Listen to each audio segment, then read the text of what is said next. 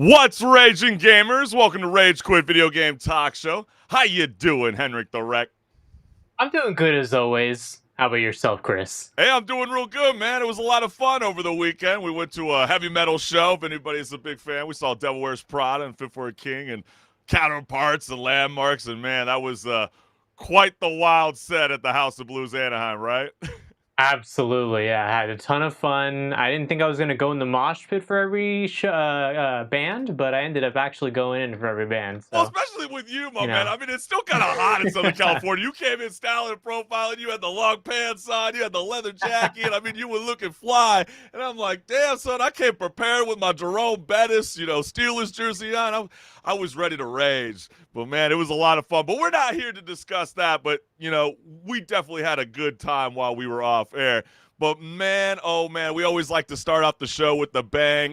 Definitely checking out a lot of viral content that's been circulating all across the globe. And one Valorant player has took it to a whole new level by kind of switching things up a little bit. Obviously, we see people, try, with your controller, your handheld device. Some people like to play on their keyboard. Well, one guy took it up a notch, and I'm not even going to spoil it. You check it out for yourself.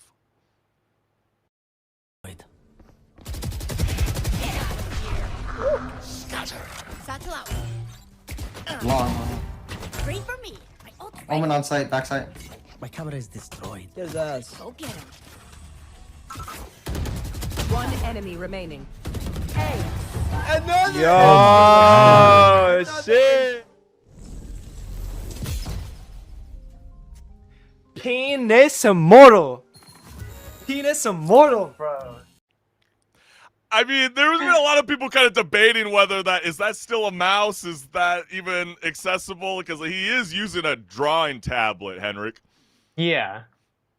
I mean, That's all you got to say. On one end, it's like, okay, not only did you get dunked on, but you got dunked on by a guy using a drawing tablet, not even a mouse. You see how high he was in his class rank when it came to Valorant, and he's using a drawing tablet. But everybody wanted to chime in on this viral clip. One person wrote, he uses it like a mouse with a pencil grip. The carpal tunnel gonna go crazy. Ain't that the truth?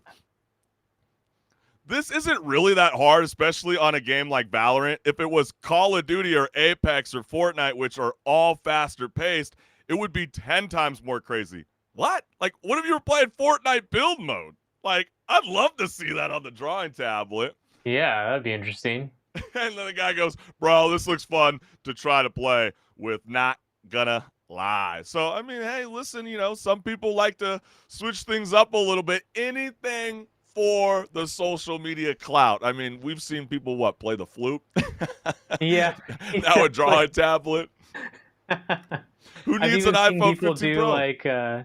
I've seen people do those there's that Donkey Kong game with the conga drums. Oh yeah, the bongos. I've seen people, play games with that and be like, I'm beating Dark Souls 3 with this. What's going on?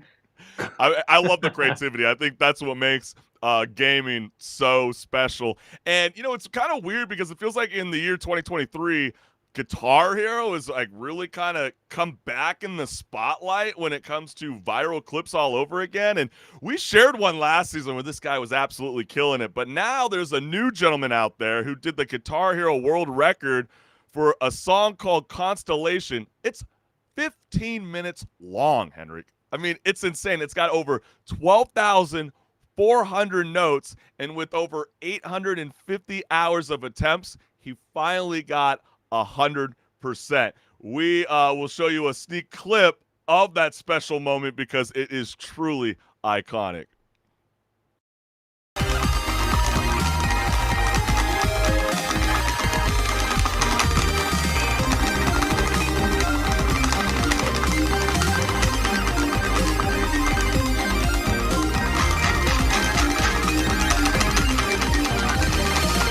Yes, come on, please, come on, please.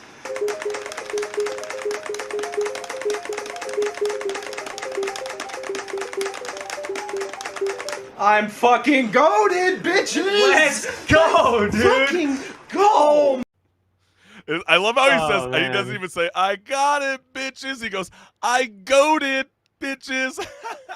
I'm That is so funny. goated. Y'all I mean, suck. I'm the best. my fingers hurt when I look at that. And, like, I don't even know how he even processes that with his eyeballs. Like, I mean, like, I was Oh, going, yeah, like, really. rapid fire. I mean, it's clearly muscle memory after 850 hours of attempt on one song.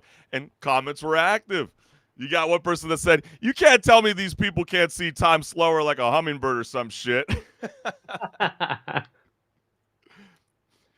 Don't leave that man alone with your girl. Nah, if he comes in the same room as my girl, we are fighting. And last, he looks like someone who would spend 850 hours on one song. He probably hasn't cut his hair since he started. Well, you know what? He's a rock star after all. I mean, me personally, I would have gave up after like 3 hours. But to see that this guy was so persistent, never gave up, the Smithsonian, I know people are thinking about preserving video game history. Maybe we got to highlight some of these iconic clips. What do you say, HenricK? No, I think so. I think that, alongside preserving the video games, you got to preserve what the community did with the video games. Yeah, exactly. That's what makes these games thrive and makes people want to grab onto a controller all over again.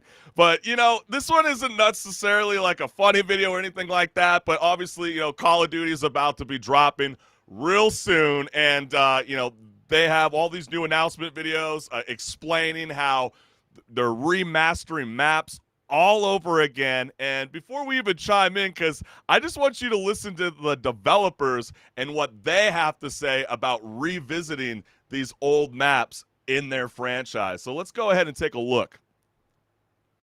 Approach it is that how are we going to make these the best versions of those maps that people have ever played? Because that's what we wanted. That's what we want as fans. There are places where the metrics of the level are adjusted to fit more modern gameplay, but for the most part, it's going to feel incredibly similar. The biggest changes are really in a fidelity sense. Places like Afghan, where it might have been difficult to see somebody in some of the circumstances, we have new tools to make that both look better, but also read better so that your target acquisition is improved. I've seen people play it for the first time and they don't really know what they're going to see, and when that load screen shows up for Favela or for Quarry, you see them light up like, oh my gosh, these are the maps that I've been hoping they would remake. As you just heard with the developers, speaking on Call of Duty, it's amazing to think that they were hyped behind the scenes that, remastering maps is something that's going to be revisited. But when you read the comments, it's not quite spoken in the way that they feel. I mean, one person wrote, please keep Terminal out. We don't need that garbage back again. Been redone too many times and was overrated to begin with. We got another comment here that says, why are they remastering Modern Warfare 2 maps for Modern Warfare 3? Shouldn't they be remastering Modern Warfare 3 maps, or does that make 2 cents? Yeah, I mean, it's a completely different thing, my guy. Yeah, exactly. This is so damn lazy, man. Look at these sale pitches. Shaking my head. Hey, look, we recreated all this maps, just a bunch of copy and paste. Now give me your money and tell us you're out of ideas without actually telling us. Imagine having to remake maps every year because the game's shit. Is the game shit? I mean, I know the last one within like 48 hours, it made over $2 billion. Do you see that happening again with this newest installment, or will we actually kind of see a boycott of fans who will maybe necessarily support Warzone, but won't necessarily support a $70 plus game just to revisit old maps? Well, I think the thing about Call of Duty is it always does make money, so it might actually make that money again. It's just that, after maybe even a month, not even probably a month, people are playing it constantly, and then they're like, man, this game didn't change from the last one. All the complaints I have are still here. Yeah, I mean, especially if the game does come out and there's more remastered maps than new maps, I would flip out. I don't know about you. Because I think that's the problem, actually, that the series as a whole is coming across right now, where they are not really good at map design with the new maps. I think a lot of people have realized that, and that's why they're going back to the old maps, because they're like, well, at least we can bring people back in with the maps that they know, right? But it's like, it's so ridiculous at the same time, because even in that same clip, you'll even see like an example of like, we wanted to adjust the combat experience to fit with the new modern gameplay. And instead of like keeping the helicopter where it was, they just turned it like 45 degrees, you know, or in Fallout, they put like a Brazilian poster up of the flag. You know, it's like, that's supposed to change the gaming experience? Like, who gives a shit? Yeah, really. Like, the map's gonna be the exact same as it was when it came out originally. Hey, always, every single time. But hey, I mean, if that's a game that you're looking forward to, and trust me, it's gonna be revisited at one point during our pause or repeat segment.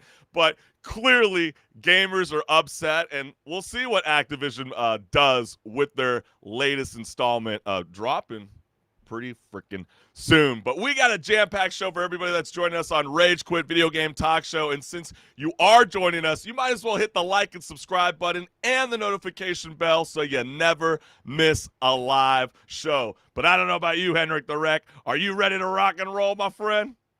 Absolutely, I'm ready to rage. Hey, let's get it, fam.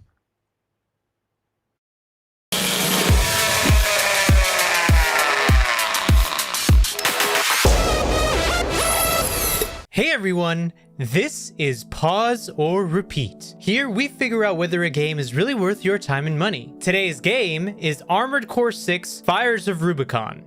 Armored Core 6 is From Software's chance to revive their old mech game series. It is a series that hasn't been touched since 2013, and as such, it is a bit of a risk to bring it back. Not to mention that the mech game genre hasn't been popular for a while, industry-wide. But is From Software successful in the revival of the series? To take a look at that, let's look at the gameplay.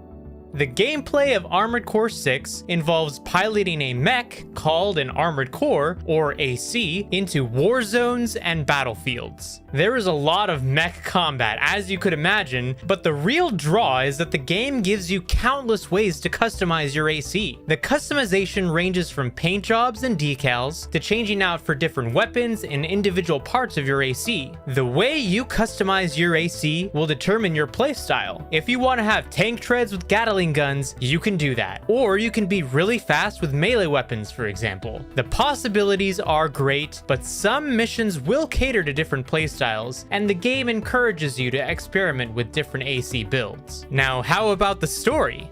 The story of Armored Core 6 is a little complicated. Your character is an augmented human taken out of stasis to pilot an AC and make a name for yourself on the planet Rubicon as an independent mercenary. You will receive work mostly from either the Balaam Group or the Arquebus Corporation, two corporations who have a foothold on Rubicon. The reason you are all there, however, is because of Coral, a mysterious energy source with seemingly limitless potential. The story starts a little slow, but begins to pick up after a couple of chapters. The game also has 3 separate endings to achieve, each with their own specific missions. Depending on how much difficulty the game's bosses give you, it could take you longer than other people. But now the question still stands. Pause or repeat? Man, what a fun game this was. Like, I actually forgot how much I actually enjoy mechs as a whole genre as it is. And playing through this game, I was like, man, this is like, at first I was like, oh, this is really floaty, really weird. But once you adjusted to it, I was like, man, this is really fun. I'm really having a good time here. And I kept seeing all these people saying like, oh man, this game is way too hard, way overtuned. Oh, don't you go there. Don't you go there. And I was just like, yeah, it's a little hard. I could see that.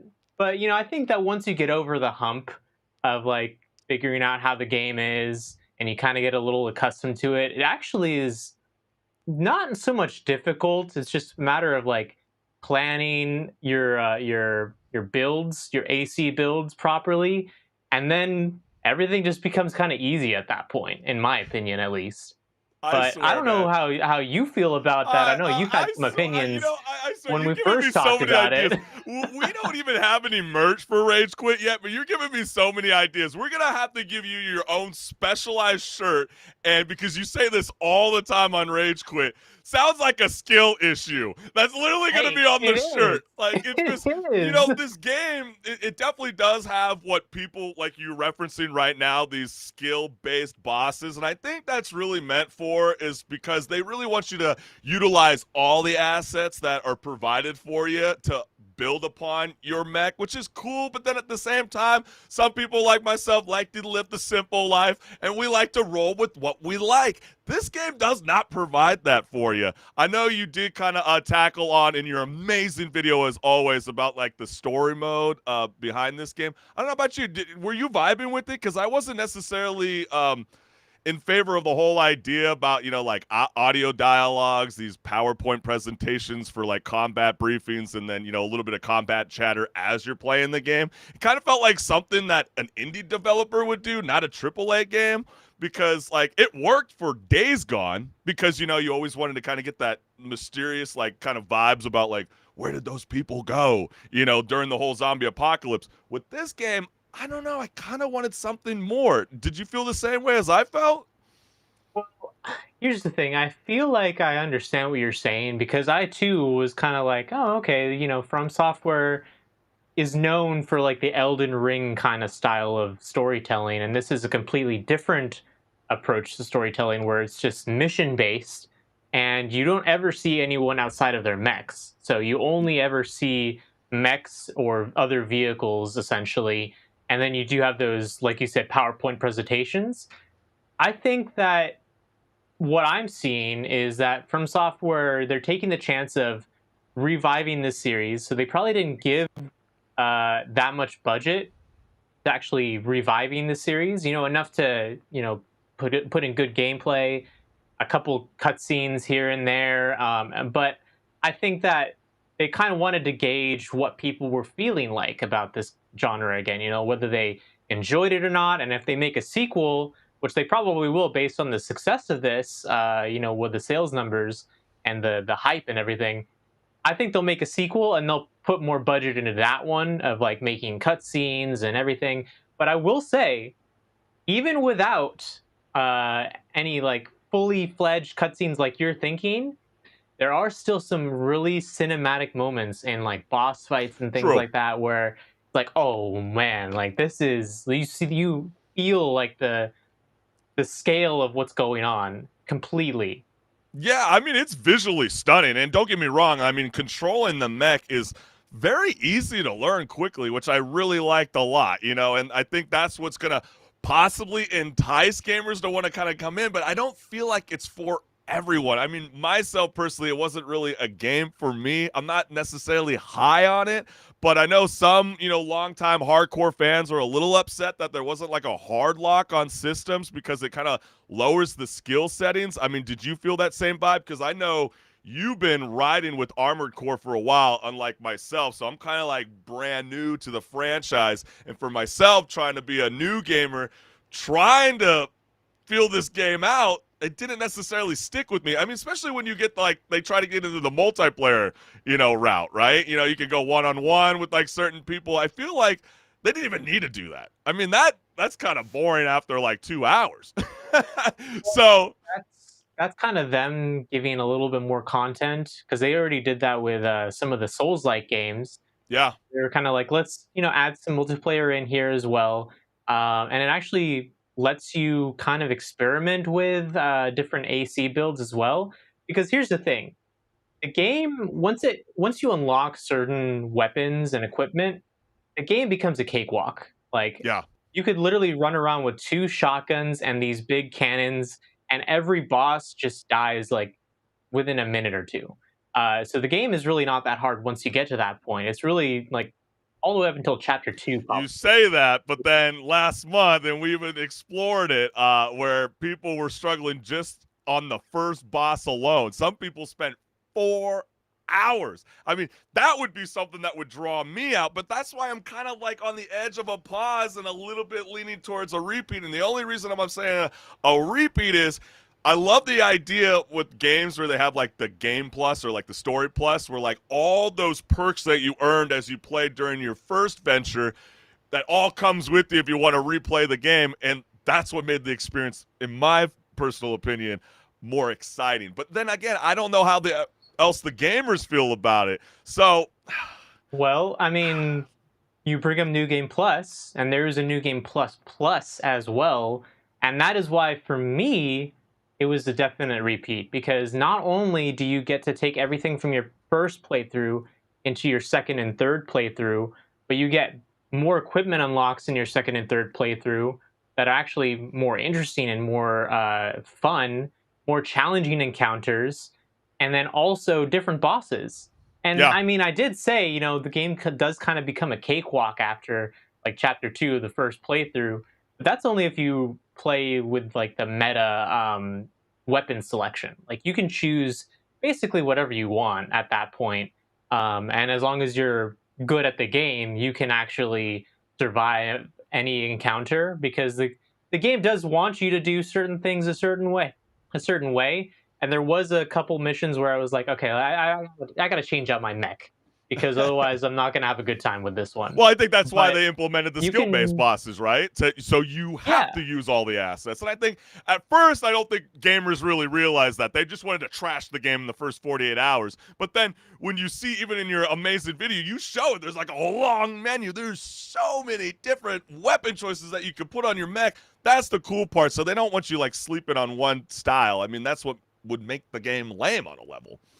Yeah, exactly. Like you really should be experimenting, and I've seen tons of builds out there that are even, you know, not just the meta, but are still really broken and busted, whether it be in the 1v1 or, you know, even in the story mode. So you can just have a lot of fun, but, you know, maybe like you said, it's not for everyone, because you got to think a little bit about what you're doing.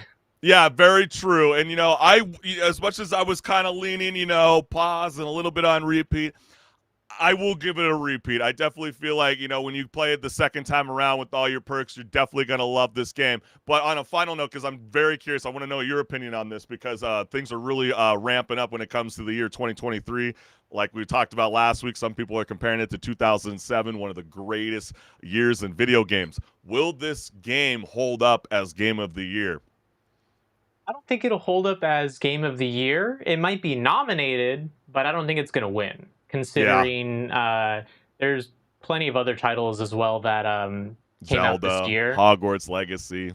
Yeah, I think those are still the top two right now. Yeah, even like Zelda, for example, like that was probably more accessible to people, and that in itself is going to make it have more attention than this one. Aside from, you know, the attention that this one got, where people were just raging against the game. Yeah, exactly. But hey, you guys heard from us. We're both on the same agreement. I don't know why we keep doing this. But it is definitely a repeat. But hey, join the comments. Join us live. We definitely want to know you guys' thoughts. But stick around, because we got so much more left here on Rage Quit Video Game Talk Show. So you ready to rock and roll? You ready to do this thing, HenricK? Absolutely. Let's rage for the next topics. Let's get it, baby.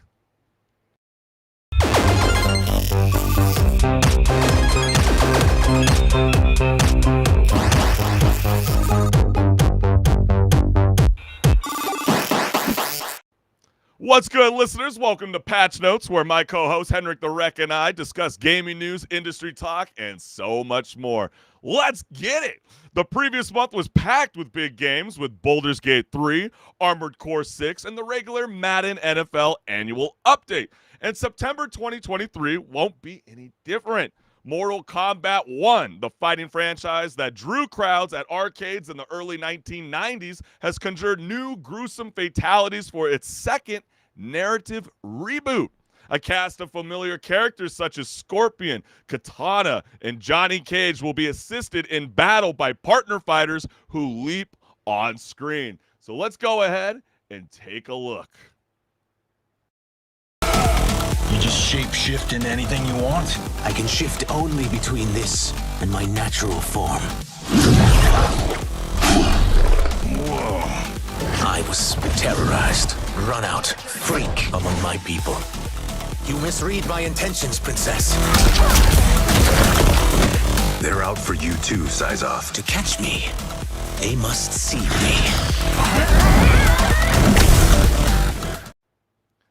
Doesn't that game look beautiful? Well, unfortunately, yeah. HenricK, not for everyone. Yeah.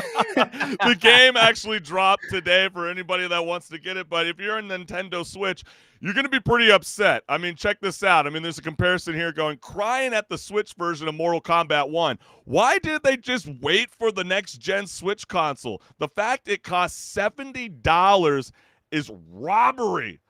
We got another comment here that says, Nintendo fans keep saying, quote, graphics don't matter, end quote. Mortal Kombat heard you loud and clear. $70 for this?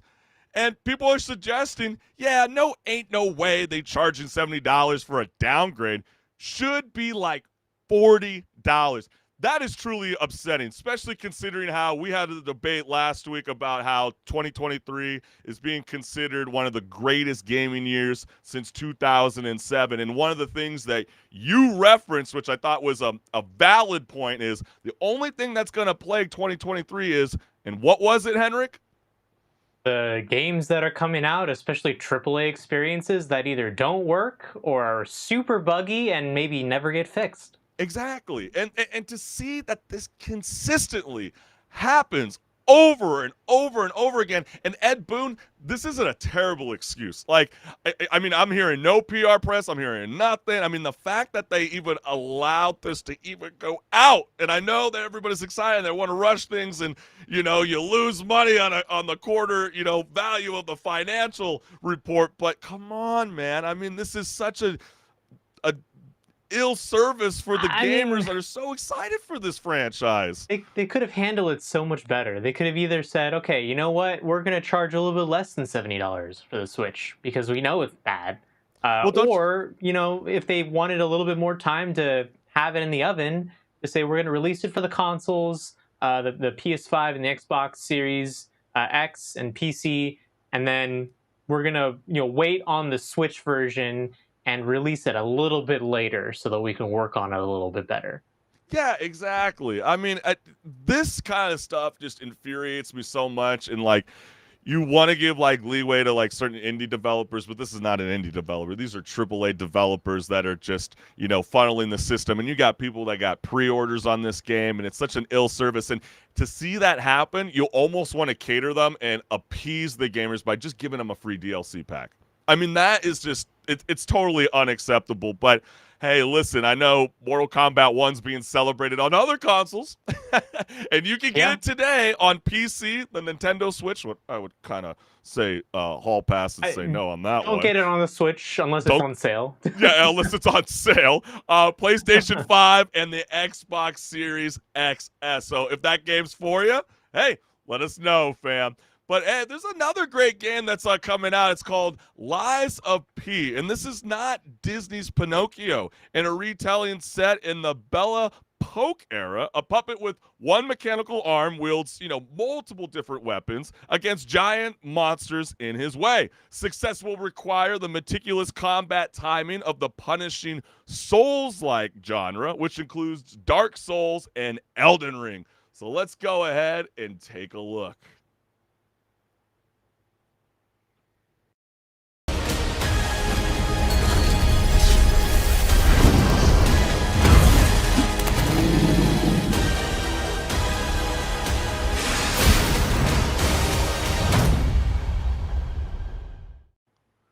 I love how a lot of the like Disney, like what we know as Disney things, are losing their image in a way now. Oh, you mean their magic? They're no longer Disney only because the license time is up. So now people can use like Pinocchio in their own stuff. And there was that horror movie with Winnie the Pooh.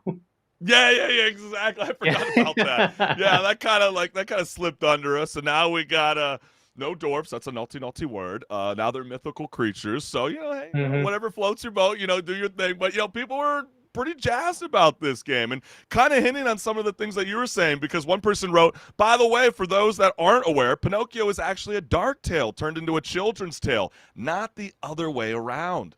Got another comment here that says, the fact that it has a more linear narrative focus is what has convinced me to try it out.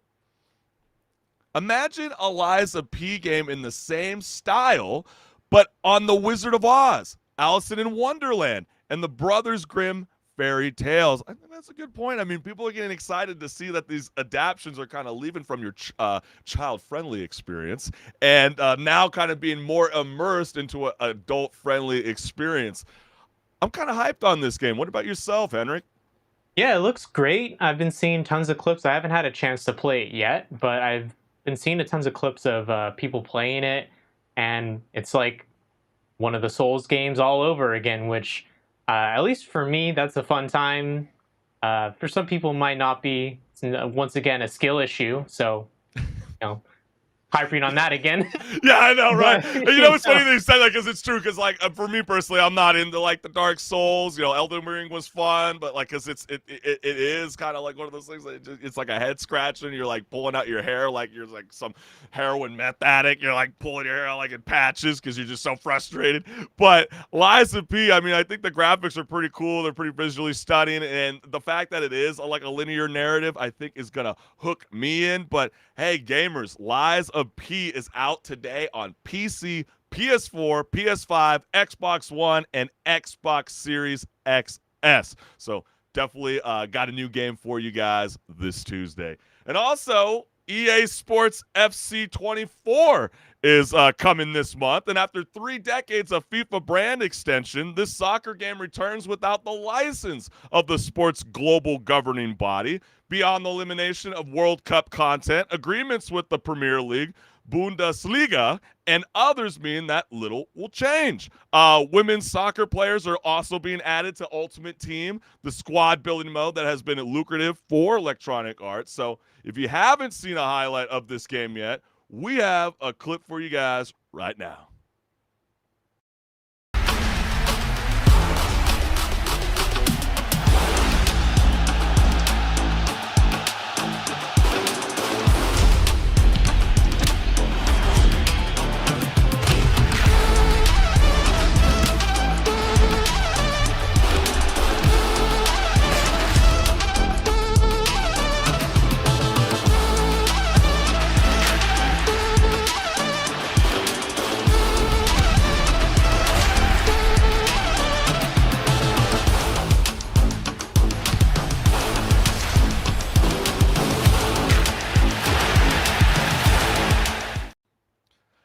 The game looks pretty cool. I'm not going to lie. I think one of the things that I thought was really cool is that they actually are allowing women's soccer players to be added in the Ultimate Team, which, again, is the squad building mode. Because one of the more frustrating things for me, HenricK, was, playing FIFA 2023. I thought it was so stupid that women's soccer team can't go up against men's soccer teams. Hopefully, EA Sports FC 24 figures that out, because that's so dumb. I mean, why not? Yeah, I mean, it's one thing if there's, like, regulations against that in real life, but it's a video game. Come on. Yeah, right. I mean, especially if you're going to mash everybody together as like co-ed, like why not make that happen? But, people were especially active when it came to these comments towards this video game. And someone said, anyone that buys this game every single year should be ashamed of themselves. This is this is the same complaints that people have about EA Sports and the Madden world. You got another comment here that says, EA never disappoints to disappoint you. You got another here that says, they really need a new engine. The animation tech is actually a huge milestone, but unfortunately, in Electronic Arts' hands, it won't make much difference. And last, FIFA's biggest problem is defense. And again, FIFA's not involved with it, my guy. It's FC. They moved on. But whether it be the easiest difficulty to the hardest, the final score will always be 5 goals average on any team. That's kind of true, man. I mean, how many times does that actually happen in a real soccer game? Yeah, really. I mean, what here? I am not a sports game person, but I have played sports, and I did play soccer growing up. That doesn't happen in real life. Like, even when I went to go see actual sports games of any sport, it often doesn't happen for a lot of sports, I'd say. Yeah, you're probably going to have a higher chance of that happening in hockey because, you know, sometimes when your team's getting their ass kicked 3-0 and they want to pull the goalie out just so they can bring an extra defender in and then they just keep mollywopping you because you got an open net. That sounds a bit more reasonable. But when you see, you know, any kind of EA Sports FC 24 game start doing this, then yeah, that's going to kind of, you know, draw people away. But I'm so curious. I wonder if the reception's going to be loud for EA, but you know, only time will tell because EA Sports FC 24 is out on September 29th on PC, PS4, PS5, Nintendo Switch, Xbox One, and Xbox Series XS. And I'll put a little note. People are probably wondering why we didn't reference Cyberpunk 2077, Phantom Liberty. Guys, it's a DLC. It's not a brand new game, but trust me, it's going to be really, really cool. And if something jives with us, we might revisit it, but then again, comment below. Let us know if you guys actually want to hear us discussing that game. But HenricK, let's talk about some industry talk because, man, there are a lot of developers that are raging behind the scenes. What's going on? Yeah, so a lot of indie developers are using Unity, this game engine called Unity. And they've actually now been looking at other alternatives and kind of either that or saying to Unity, hey, you have to change this. And change what? Well, Unity, they decided to change their monetization model. So they introduced a new monthly runtime fee, which would be charged each time a qualifying game made with Unity is downloaded by the end user.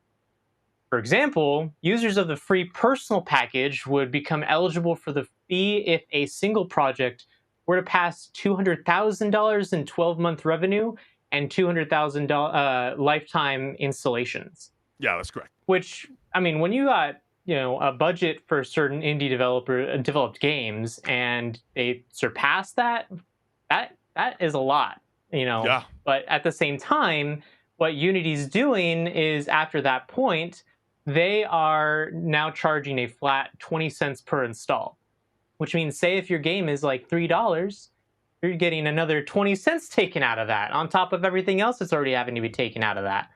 And Yeah. I think that's crazy. They really shot themselves in the foot. And we have tons of comments in regards to what people are saying about that and what indie developers are saying about that. So yeah, we let's might as definitely well, roll the put up comments some first. of those. Absolutely. Yeah. Let's get the comment up here first. The first one we got is Unity CEO John was EA CEO when FIFA 09 launched with loot boxes. Last year, he said developers making games without monetization in mind are, quote, effing idiots, end quote. In an EA stockholder meeting, he entertained the idea of charging $1 to reload an ammo clip in Battlefield. We also got another tweet here that says, from Unity, expressing everybody's concerns, saying, quote, we have heard you. We apologize for the confusion and angst the runtime fee policy we announced on Tuesday caused. We are listening, talking to our team members, community, customers, and partners, and we'll be making changes to the policy. We will share an update in a couple of days. Thank you for your honest and critical feedback. We also got another one here. This is so good. The Four Horsemen of Corporate Greed, Unity, Wizards of the Coast, Blizzard Entertainment, and Adobe.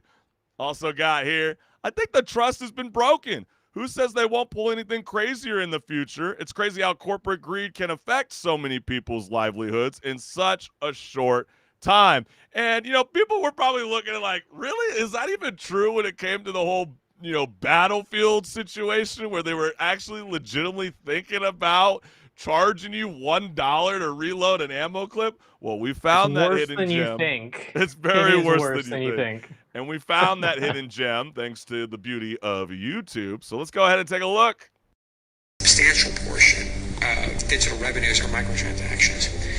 When you are 6 hours into playing Battlefield and you run out of ammo in your clip and we ask you for $1 to reload, you're really not very price sensitive at that point in time. We're not gouging, but we're charging. And at that point in time, the commitment can be pretty high. And that's pretty crazy considering, how he left or he stepped down from Electronic Arts and then later joined Unity. And, Unity is virtually used everywhere in the mobile space because if you played a game on your tablet or your phone in the last 10 years, such as like Pokemon Go or Call of Duty Mobile, well, guess what? There's a solid chance that 80% of the game was made with Unity. So my question to you, HenricK, is, suddenly being charged, per installation for a game that was downloaded millions of times for free seems like it would result in a business killing decision, especially when it considers the runtime fee with the flat 20 cents per install. But then the second half of me was saying, is games actually free? I mean, yeah, you see the game and you're not paying $2.99, but, they got ads running inside the games, which is bringing revenue back to the developers. So do they have an argument to stand on, Unity? I think that after the community backlash, they really need to change it. And it does seem like they want to maybe tweak things, but at the same time, they're saying we're working on it, meaning they're not trying to just fully reverse the changes that they decided to implement, which means at the end of the day, they want to monetize this. They want to monetize Unity, and I'm sure it's because, you have big players like Activision Blizzard using Unity for Call of Duty Mobile and Nintendo using it for Pokemon Go. But at the same time, those companies, they have so much money. They could easily, actually have this fee put on them, even if it's retroactive, which it looks like it is. But when you have a developer who's a single developer, or maybe a team of like 3 developers working on a game, and it's retroactive on top of that, they've already, got their money from their platforms, and they've already been able to, distribute that to their team. And now all of a sudden you're deciding to charge them $20 or not 20 cents per install. Like, that is just highway robbery at that point. Yeah, I mean, that was the biggest concern because, like, some people were saying, like, you can download your game on the mobile device, and then what ends up happening if the user needs to clear some space on his device and he has to delete your game, but then decides to re-download the game? Well, you're going to get hit twice with that runtime fee. So then you're going to charge 40 cents. And so that's what makes people say, theoretically, that a bad actor could set up a server farm to automate that action so they can force the studio into bankruptcy by running it up on its Unity tab. So, and they did say protest. Yeah, and they did say they have, tools to prevent that sort of thing from happening. But at that point, you have to trust Unity to have adequate tools that are not going to be, audited by anyone but themselves, because they're not open source. They're proprietary tools that are, counting the installs. So at that point, if you're already trusting them with that, you don't want to trust them with the fact that they did this switch on you. So why would you trust them on that? Why would you trust them to say, okay, the installs you got this month were 10,000 when, you only had 8,000 people actually buy the game?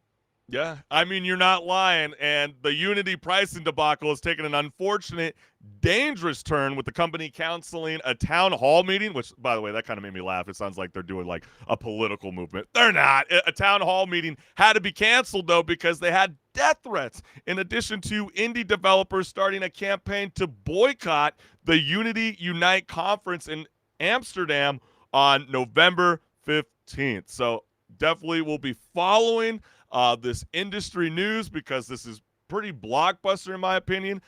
You were telling me a little bit during pre-production that there is another hidden gem. I believe it's called Godot that some people are starting to transfer over to. We'll see if the hype is real. But other than that, Unity, you got to get your checks and balance in order. But hey, let's definitely move on to the next topic of conversation because, as is usual the case with Bethesda's RPGs, Starfield is a dream for modders. There are bugs to fix, a clunky UI to replace, and plenty of wide open spaces to fill with nonsense. And even if you play Starfield, you might not remember it even has the option to change your character's pronouns. Well, it's been the subject of bizarre rants like streamer Heel versus Babyface screaming in protest, but the hypocrisy is real, and I love this mashup because this was the same gentleman that was getting upset with people being angry that there was a trans character in Hogwarts Legacy, and now he has a stance on pronouns in Starfield. Let's go ahead and take a look. Will not be berated, bullied, intimidated into not playing a game because you think it attacks you or goes against your ideology. Boo fucking who? Man up! Fucking pronouns! Boo fucking who? Man up! Fucking gender ambiguity! You think it attacks you or goes against your ideology, and you just can't help shovel your dog shit! You think it attacks you or goes against your ideology. Fucking crap! Ideology into everything! Well, you know what's really funny about that mod too as well? People caught on to it. They were stating that they only removed he and him and she and her. And so essentially everybody was locked on they and them. So that was a little bit hilarious too. But Nexus Mods confirmed that it had deleted the mod by saying, quote, in an email told to 404 Media that not the police of what people can and cannot mod into or out of their games, but, quote, hosting this mod was not for us, and it is certainly within our rights not to host content on our platform. It's not a political statement or an alignment to one side or the other in culture war. We stand for diversity and inclusion in our community, and the removal of diversity while appealing to many does not promote a positive modding experience. Well, man, it was pretty split to this decision, man. One person wrote the entire argument of, quote, why do you even care? Scared of a little pronouns, end quote, completely falls apart when it is so obviously important to your side that you need to impede access to a mod that would remove the political flag that it is. The full statement is, quote, it's not a political statement or an alignment to one side or the other in culture war. We stand for the diversity and inclusion in our community, and the removal of diversity while appealing to many does not promote a positive modding community, end quote. By the way, this is 100% taking a stance. Sounds like a new replacement for Nexus Mods is in order, already in the works. Okay, being upset about pronouns being a non-intrusive option in a video game is definitely sad and silly, but so is banning a mod like that. Good grief. Why remove pronouns, though? Like, you just choose the ones you want, and it never comes up again, and these people so fragile that even the idea of the choice triggers them. Whatever, but banning the mod is absolutely absurd. And last, I think it's important to note, if you, for some reason, would like to use such ban mods, there is a site called Based Mods, which archives any mod that's been taken out of circulation for a reason or another, just for general information. And my first reaction is, I guess people are lucky that Starfield even allows you to even do mods in their game, first off. And then, second, it's like, who gives a shit? I mean, really, like, this is the battle that you want to stand on? I mean... Are we not gonna, complain about how the game is, broken in one way or the other, and instead we're complaining about pronouns in the game? Yeah, exactly. I mean, most of the time they refer you as like an explorer or traveler. I mean, they're never once like referencing you by a he or she. And do people not understand that like that's just the culture that in society that we live in today in 2023? This is supposed to be, again, a futuristic game. So like the idea that like pronouns like randomly go away like 10 or 20 years from now, I don't see that happening. So the fact that like people are like so truly triggered over this, it's hysterical. Oh yeah, it's definitely funny, but I don't know. We made a point of saying this is something that's not really newsworthy in a way, but at the same time, like because so many big outlets have been talking about it and making a news story out of it, it's almost like we have to talk about it because Yeah, it's like, we did. you know, We like, did. That's funny that you said that because yeah, we did feel compelled. We didn't really want to talk about it because it felt so stupid. But then every single headline from IGN to PC Gamer and GameSpot, everybody wanted to jump on this for the 0.00001% of gamers actually bitching about a pronoun. Like really? yeah, like I think that it really is the vocal minority too that is complaining about it, because I'm sure the majority of people that end up playing the game and are having a great time now even don't care. They chose their pronoun that they wanted to choose, and that was it. They were done with it at that point. They didn't care. Absolutely. And there's a lot of people, even in those comments, that were like, why would you even remove it from your own community space? Well, guess what? That company has the right to have a mod on their website, whether you like it or not. So if you want to support Nexus Mod and you're so truly upset because that is what you stand by, hey, that's the country at least that we live in. But across the globe, not everybody gets that option. But you know what? It's not the end of the world, fam. Let's not trip. It's still an amazing game. Don't let this pronoun wars dilute Starfield, and we'll leave it at that. If you're gonna complain about something for the game, complain about something that's broken in the game. Because yeah, like you can still do the old school Skyrim trick where you can put a bucket on the guy's head and you can steal money into your inventory. That's the kind of crap that we want to see people complaining about, not this kind of style of stuff. But you know what? We'll leave it at that. But HenricK, what's going on in the tech-friendly world of Apple? It seems like they want to get involved in the gaming space. Yeah, Apple has been wanting to get into gaming more frequently now. They did kind of state that already.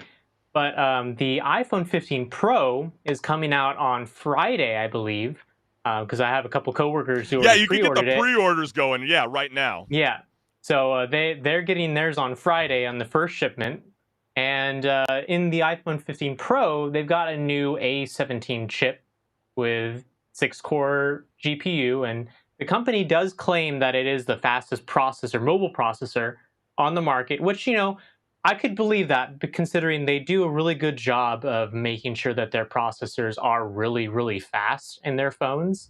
And so subsequently, their phones also are pretty good at gaming. And they did realize that. So they announced that the 15 Pro, not the regular 15, but the 15 not the Pro, regular 15. That is very got to make that clarification. Point. Yes, exactly. Because the regular 15 has last year's chip. But the 15 Pro natively supports several AAA games now. And they did reveal a couple of them, at least. They revealed that Resident Evil 4 Remake's going to be on there, Assassin's Creed Mirage, and Death Stranding. So 3, pretty high fidelity games are going to be accessible on your 15 Pro if you have one. And I think that's awesome because, you have these old handhelds like the PSP and all that were able to play games, but handhelds like that are not really a thing anymore except the Switch, which is more of a home console that can be a handheld. But we do have some media in regards to this that showcases... Oh yeah, we definitely got a hands-on preview. They did a presentation. If you haven't seen it, we got you, fam. So let's go ahead and take a look. iPhone is the best mobile gaming platform in the world. iPhone is powered by high-performance and power-efficient Apple Silicon, features advanced HDR displays, supports variable refresh rates, and is compatible with the most advanced game controllers. We're excited that the Division Resurgence is launching on iPhone in early 2024. And this new level of performance will enable new games for iPhone 15 Pro that were previously only available on game consoles, PCs, or the Mac. Like Capcom's Resident Evil Village and the remake of Resident Evil 4, both launching later this year. And Ubisoft will bring Mirage, the latest installment of the Assassin's Creed franchise, to iPhone 15 Pro in early 2024. So yeah, I mean, it looks kind of cool. I forgot how big the phone is, but probably going to be about what 8 inches. But people are definitely compelled to say something about this matter. So let's go ahead and show the comments. First one we got here is the battery would drain pretty quick. Not if it's plugged in, but that's kind of a great comment right there, considering how iPhone and Apple are currently in court about to settle for battery gate because the iPhone 6 and 7 were actually getting drained when they updated to the iOS 10. And we even have reports that even the iPhone 14 is currently facing that issue. So what makes, the iPhone 15 Pro not have similar issues? We also got a comment here that says Apple is hard lying. Another comment here that says, while running those games on a mobile device is impressive, credits to where credits are due. I don't think only running them on 30 frames per second is going to make it the best gaming platform. Perhaps iPhone will become the best mobile platform for games in the future. Technically impressive, but I can't think of a worse way to play games. Tiny screens using touch screen. It's a disservice to these games to play them on an iPhone. Ruins the experience. Worrying too much about whether they can and not thinking about whether they should. Sure, it can play on an iPhone, which is definitely impressive, but a PS5 is half the price and twice the quality. And some games will have ray tracing. If you don't know what that means, when you look at the puddle on the ground, wow, I can see the reflection of myself. And I found this hidden gem, HenricK, and this one's for you, my man, because, unfortunately, you still like to ride with the Android. Send me a pic, lol. What the F? That's Grand Theft Auto. No, it's just looks bad because I have an Android. Ah, word, you thick. So that's for you, my friend. But you know what? I mean, people raise great concerns when it comes to the iPhone 15 Pro. And HenricK, what makes Apple compelled to say that they're leading the charge for mobile gaming when the MacBook has never come close to becoming the dominant form for PC gaming? So, why is Apple so ambitious to jump directly to the phone? I have a feeling about what's going on, but I'm curious on what you think. Well, I think that when you look at the market share of the mobile space versus the market share of the PC space, Windows computers dominate the PC space in terms of just market share as a whole. When it comes to phones, though, it's a little bit more evened out. I mean, Android still does dominate compared to iPhone and iOS devices, but they have definitely a lot of people that have iPhones, and if they get the iPhone 15 Pro, now, hey, all of a sudden you can play some AAA games. So it's just like another added feature to kind of sell people on gaming on their platforms. I'd be interested to see what they do with the next iPads, though, because if they're saying that the iPhone can, play these games, I'm sure that the next iPads that come out with these new processors will also be able to play the games, and those have bigger screens, because that's the thing. I don't want to play a game like that on my phone. Yeah. I use my phone for texting people, calling, and maybe just browsing social media. And that's why it's fine for me to have an Android, because it can do that. No problem. Bear with me on this one, HenricK. That concern is going to be addressed right now from your boy Chris Collins, because I was thinking about this, and I'm thinking, why would they start linking up with AAA studios to bring these amazing video games to your mobile device? And think of it like this. I'm a Sony guy. I love my PlayStation. But did you know, HenricK, that you can't get the cloud gaming service of PlayStation Premium on a MacBook? It's not compatible, okay? Microsoft, with the Xbox Cloud, pass, the gaming pass, that's Apple's arch enemy, right? You follow where I'm going with this?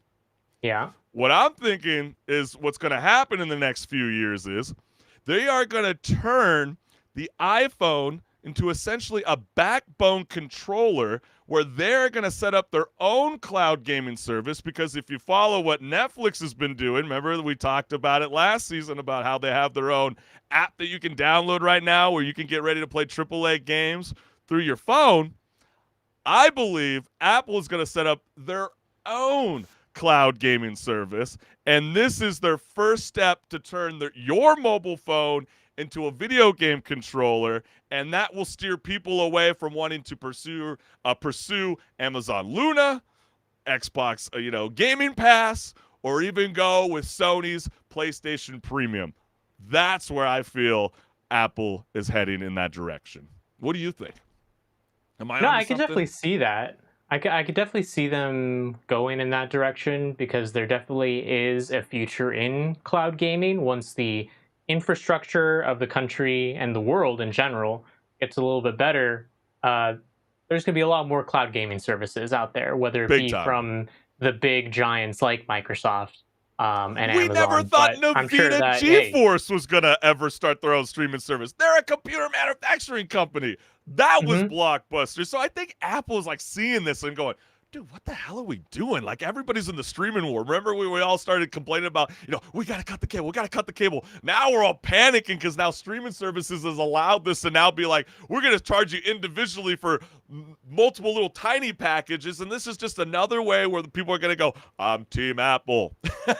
I'm Team Microsoft. I'm Team nobody. I'm going with the manufacturing company Steam or, Nvidia. Like, this is kind of insane. But that's then going to be again, the problem, though. That's going to be the problem is exclusives on each cloud platform because, maybe there might not be a game that you want to play on Apple's cloud service, but it's on Microsoft's, but it's not on Sony's. But, Think about maybe Elder Sony has a Scrolls game that 6. you like. So you got to have like multiple in order to get all the games you want to play.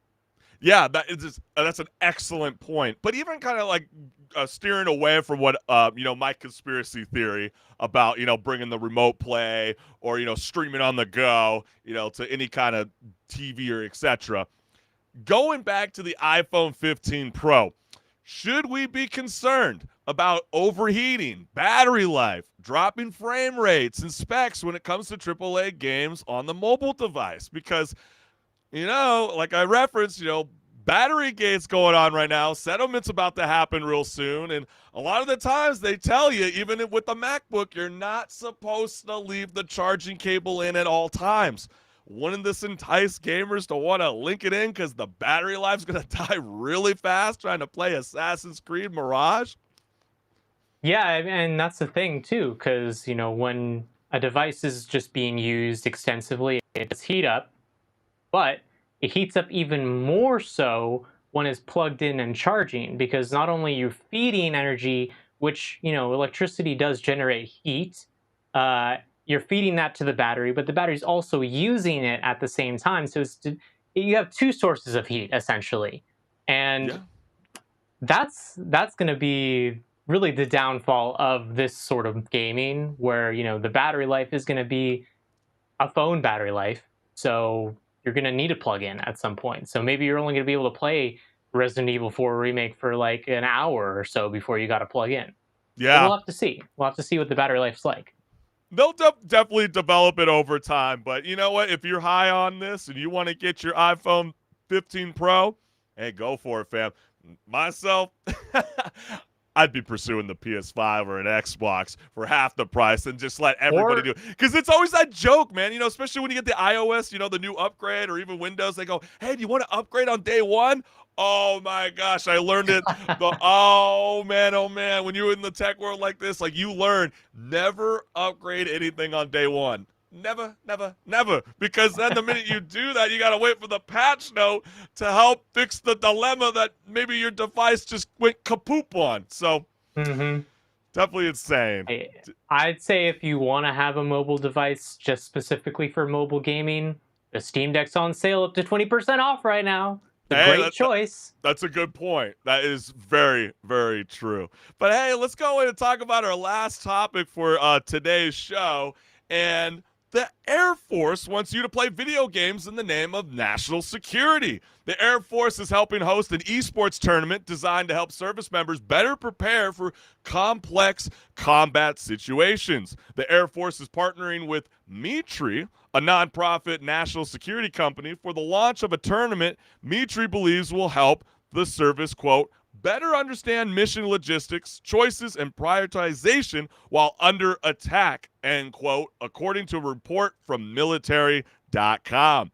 Mitri has opened up registration to play the game Drone Guardians, which will require teams of participants to defend a deployed airfield from enemy attacks while still maintaining the ability to launch aircraft missions. And so we have the poster here for anybody that wants to sign up. But you know what I thought was kind of crazy? And before I even say it, cash prizes of $1,000 will be awarded to the daily winners, and door prizes will be given throughout each day. Participants 18 years old or older can register for free as individuals or teams at Mitri.org. And I think the only weird part about this is, though, HenricK, is that I scoured the whole internet trying to find Drone Guardians. I can't find any gameplay. What is this game? So, like, you're just going to, like, sign up and then are they just hoping that these people are good? Like, I didn't go as far deep in the Google document to sign up about, like, what they're looking for and how they can figure out whether you even, because, come on, man. I mean, we know adults even our age that still don't even know how to even simply control the R3, joystick. It's like, dude, fix the camera. Where are you looking at? You're looking at the ground. Put it up.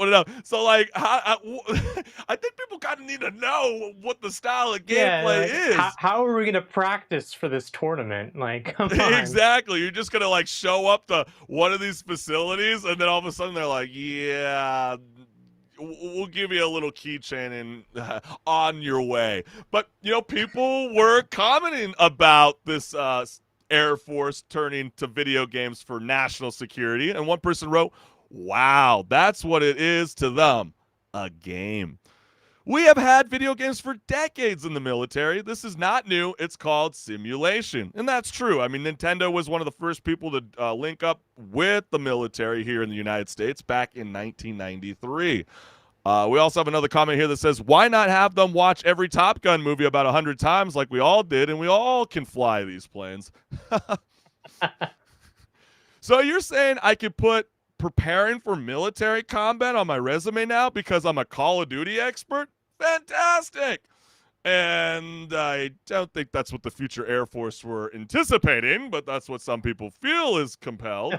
And boomers, lawyers, suits need to stay the F away from gaming. Well, hey, man, again, this has been around for quite some time. And, we always say all the time that, video games is an educational tool. And, again, this is an educational tool, but it's, unfortunately used for all the wrong reasons. But then again, at the same time, we do need national security to protect our borders and the people of all citizens of life. So when you see this, I mean, would you participate in this, HenricK? I don't know. I don't know. I mean, I'm not good at flying drones in person. I've flown a couple drones here and there, and you might think, hey, this drone has a controller just like a game controller. It's the same, right? It's not. But what's interesting about it, though, as much as it's called Drone Guardians, they're making it sound like it's a first-person shooter game. And you're going to be like playing like a Battlefield-esque style approach. Might be like Delta Force. I don't know if anybody remembers that game. I know they're about to get revamped pretty soon, coming back. But they were saying that you need to worry about being on the ground, but then you also have to maintain the ability to launch an aircraft mission at the same time. So I'd love to see this get further developed. I wish there was more that we could say about this, but if you are interested and if this is something that sparks your interest, well, go to Mitri.org to sign up, and you could be one of the first people to play Drone Guardians. But man, maybe you're like a god gamer. You can go in, get a almost free $1,000. Might as well, right? Hey, shoot! I mean, $1,000 pretty sweet, but then at the end of the day, they might be recruiting you at the same time. So That's you true. might not Yeah. want to look like this guy. Hey, but you know what? This has been such a jam-packed show for everybody that's been joining us here live on Rage Quit Video Game Talk Show. And you, the gamers, this show wouldn't be possible without you guys. So thank you, thank you, thank you. And while you made it all the way to the end of the show, you might as well hit the like and subscribe button and the notification bell so you never miss a live show. And HenricK the Wreck, where can they check out your content on social media? So I post on TikTok, YouTube, Instagram, and Twitter. And there I post just short little clips every Friday of either a game to play or an indie game that needs a little bit more attention because it looks awesome. This week is another game to play, so stay tuned for that. Oh man, they are, like I said, you gotta go to HenricK YouTube channel. You gotta hit that notification bell because when it drops, you do not want to miss it. There is a lot of great early development games, and Henrik, you've been all over it. It's been popping off TikTok and YouTube. I'm just so ecstatic for you, my man, because there is such lackadaisical work when it comes to the media of gaming news, and you are refreshing, my friend, and it's so cool. And for anybody that wants to check out any kind of exclusive interviews, music talk, gaming, want to read some blogs, check out the chriscollinsshow.com. I got plenty of content there for everyone. And for now, HenricK the Wreck and I, we will see you next week, fam. Stay safe, do your thing, play a lot of video games, and we'll see you next Tuesday. Peace. We'll rage again next week. Rage, baby. Woo!